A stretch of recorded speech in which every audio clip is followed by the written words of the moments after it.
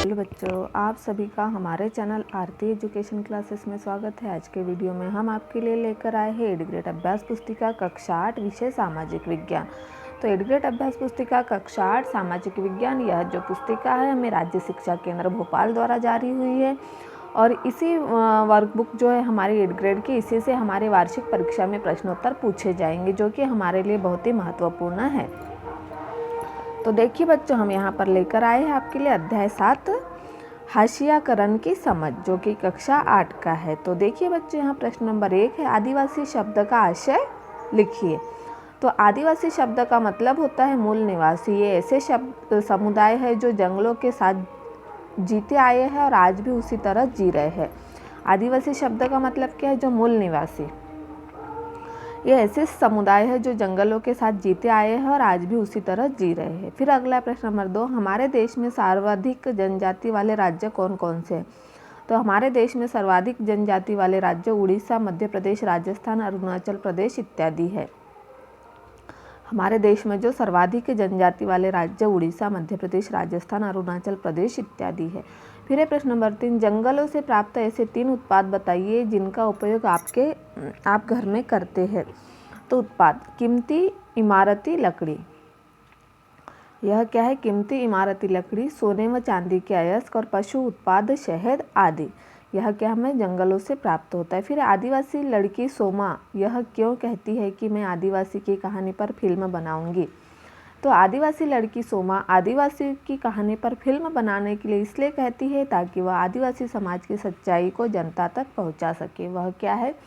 आदिवासी समाज की सच्चाई को जनता तक पहुंचा सके। फिर अगला प्रश्न, प्रश्न नंबर 5, सामान्यतः आदिवासी जनजातियों की किस छवि को विभिन्न कार्यक्रमों में प्रस्तुत किया जाता है? तो सामान्यतः आदिवासियों की परंपरागत छवि को विभिन्न कार्यक्रमों में प्रस्तुत किया जाता है।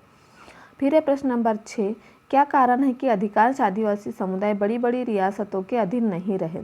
तो 19वीं सदी के आखिर तक हमारे देश का बड़ा हिस्सा जंगलों से ढका हुआ था और कम से कम 19वीं सदी के मध्य तक तो इन विशाल भूखंडों का आदिवासियों के साथ जबरदस्त ज्ञान था। फिर है प्रश्न नंबर 7, वर्तमान में आदिवासी समुदाय शहर का रुख क्यों कर रहे हैं? तो अपने परंपरागत निवास स्थानों के छीनते जाने की वजह से बहुत सारे आदिवासी काम की तलाश में शहरों का रुख कर रहे हैं। फिर अगला प्रश्न है प्रश्न नंबर 8, क्या कारण है कि खनन परियोजनाओं के कारण विस्थापित होने वाली 50% से अधिक आदिवासी समुदाय है? तो आदिवासी के इलाकों में खनिज पदार्थों और अन्य प्राकृतिक संसाधनों की भरमार रही है, इसलिए इन जमीनों को खनन और अन्य विशाल औद्योगिक परियोजनाओं के लिए बार बार छीना गया, इसलिए 50% से अधिक आदिवासी समुदाय है।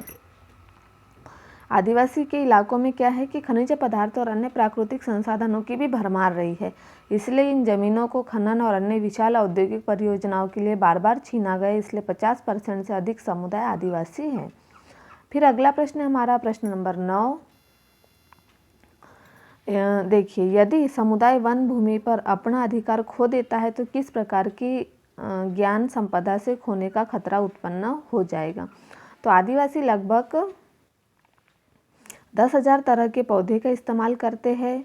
उनमें से लगभग 8,000 प्रजातियां दवाइयों के तौर पर, 325 प्रजातियां कीटनाशकों के तौर पर और 425 प्रजातियां गोंद, रेजिन और डाई के तौर पर और 550 प्रजातियां रेशों के लिए इस्तेमाल की जाती है। इनमें 3500 प्रजातियां भोजन के रूप में इस्तेमाल होती है। और जब आदिवासी समुदाय वन भूमि पर अपना अधिकार खो देते हैं तो यह सारी ज्ञान संपदा भी खत्म हो जाती है। यह हमारे आदिवासी समुदाय अपनी भूमि पर अपना अधिकार खो देना, तो यह जब खो देते तो इन्हें जितने प्रकार की प्रजातियों का ज्ञान है वह सब भी वे खो देते हैं।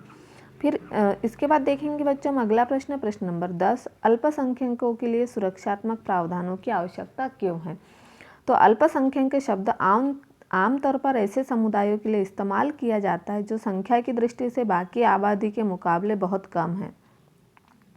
ऐसे में अल्पसंख्यक समुदायों को बहुसंख्यक समुदाय के सांस्कृतिक वर्चस्व की आशंका से बचने के लिए सुरक्षात्मक प्रावधानों की जरूरत पड़ती है। यह प्रावधान उन्हें भेदभाव और नुकसान की आशंका से भी अधिक बचाते हैं।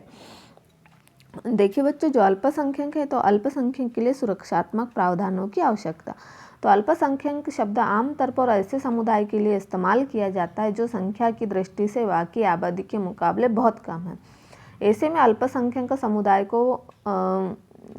को बहुसंख्यक समुदाय के सांस्कृतिक वर्चस्व की आशंका से बचाने के लिए सुरक्षात्मक प्रावधानों की जरूरत पड़ती है। यह प्रावधान उन्हें भेदभाव नुकसान की आशंका से भी बचाते हैं।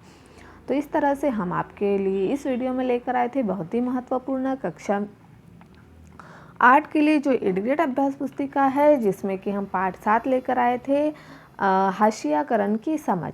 तो इस तरह से यदि बच्चों आप हमारे चैनल पर नए हो तो हमारे चैनल को सब्सक्राइब ज़रूर कर लीजिए और बेल आइकन को प्रेस करना ना भूलिए, ताकि आपको हमारे आने वाले वीडियो के नोटिफिकेशन मिलते रहेंगे।